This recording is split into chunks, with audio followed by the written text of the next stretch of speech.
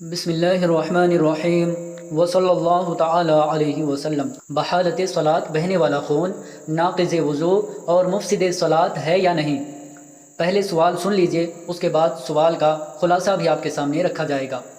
سوال یہ ہے، صاحب عون المعبود نے لکھا ہے، قلت اوردہ العلامۃ العینی فی شرح الہدایہ حدیث جابر، جس میں ایک صحابی کا واقعہ ہے کہ حالت نماز میں کسی نے تیر مارا مگر وہ نماز ہی پڑھتے رہے۔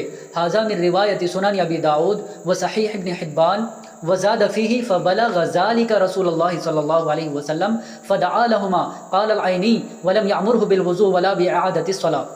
خلاصہ یہ ہے کہ نماز کی حالت میں بہنے والا خون ناقض وضو و مفسد صلاۃ ہے یا نہیں۔ سوال کے اندر حدیث جابر رضی اللہ تعالیٰ عنہ کے حوالے سے ایک صحابی کا واقعہ ہے کہ حالت نماز میں ان کو کسی نے تیر مارا مگر اسی حالت میں بہتے ہوئے خون کے ساتھ وہ نماز پڑھتے رہے۔ مزید یہ کہ یہ خبر رسول اللہ صلی اللہ علیہ وسلم تک پہنچتی ہے، لیکن آپ صلی اللہ علیہ وسلم نہ ان کو وضو کا حکم فرماتے ہیں اور نہ ہی نماز کے لوٹانے کا حکم فرماتے ہیں۔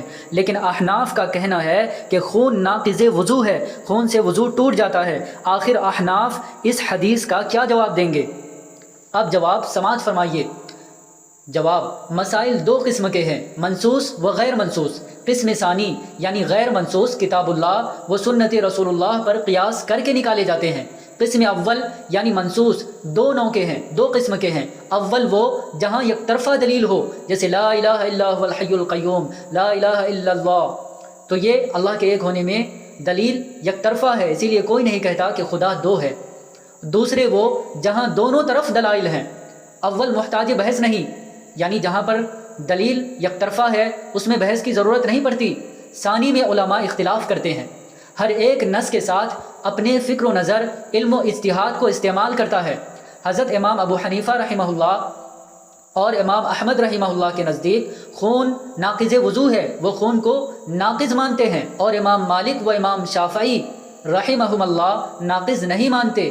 حدیث جابر یا اس جیسی روایات کو پیش کرتے ہیں تو نقص کے قائلین نے حدیث استحاضہ فَإِنَّهُ دَمُ عِرْقٍ اس کو پیش کیا ہے۔ فَإِذَا أَقْبَلَتِ الْحَيْضَةُ فَدَعِ الصَّلَاةَ وَإِذَا أَدْبَرَتْ فَاغْسِلِي عَنْكِ الدَّمَ وَصَلِّي۔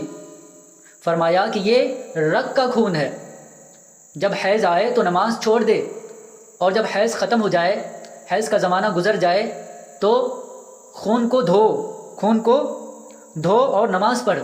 اور ایک دوسری روایت میں ہے کہ وضو کرنے سے استدلال کیا ہے کہ وضو کے حکم کو دم عرق پر مرتب کرنا دلیل ہے اس بات کی کہ خون ناقض وضو ہے۔ ان حضرات نے حدیث جابر کی روایت کے مختلف انداز میں جواب دیے۔ کوئی کہتا ہے کہ ابن اسحاق متکلم فی ہے، کوئی عقیل بن جابر پر کلام کرتا ہے، کوئی کہتا ہے کہ حضور اکرم صلی اللہ علیہ وسلم کو علم نہیں ہو سکا کیونکہ کسی روایت میں ذکر نہیں ہے کہ صحابہ نے ذکر کیا ہو، لیکن یہ بعید ہے۔ ظاہر ہے کہ حضور اکرم صلی اللہ علیہ وسلم کو واقعے کا علم ہوا ہوگا، اور علامہ عینی نے تو ایسی روایت بھی نقل کر دی جیسا صاحب عون المعبود نقل کرتے ہیں۔ اس وقت ہمارے پاس البنایہ نہیں ہے، لیکن اس روایت کے طرق میں حضور اکرم صلی اللہ علیہ وسلم کو اطلاع نہ پانے کا کوئی ذکر نہیں ہے۔ یہ حدیث ابن اسحاق نے سیرت میں اور مسند احمد میں، ابن المبارک نے الجہاد میں، اور ابو داؤد نے سنن میں، ابن خزیمہ و ابن حبان، حاکم، دارقطنی، بہقی نے اپنی کتب میں روایت کیا ہے، اور کسی کی روایت میں مذکورہ زیادتی نہیں ہے۔ یہ جوابات ایسے نہیں ہے کہ ان کا جواب نہ ہو، اس لیے بہتر یہ معلوم ہوتا ہے کہ یہ کہا جائے کہ استحاضہ والی روایت اس سے اقویٰ ہے، وہ راجح ہوگی، لیکن دوسرے حضرات اس کا جواب دے سکتے ہیں کہ حدیث استحاضہ میں دخل خروج من احدى السبیلین کو ہے۔ غرض یہ ہے کہ مسائل اجتہادیہ میں ظن غالب پر اعتماد کیا جاتا ہے، جس مجتہد کو جس طرف کا رجحان معلوم ہوا اس کو اختیار کر لیا۔ بندہ محمد یونس۔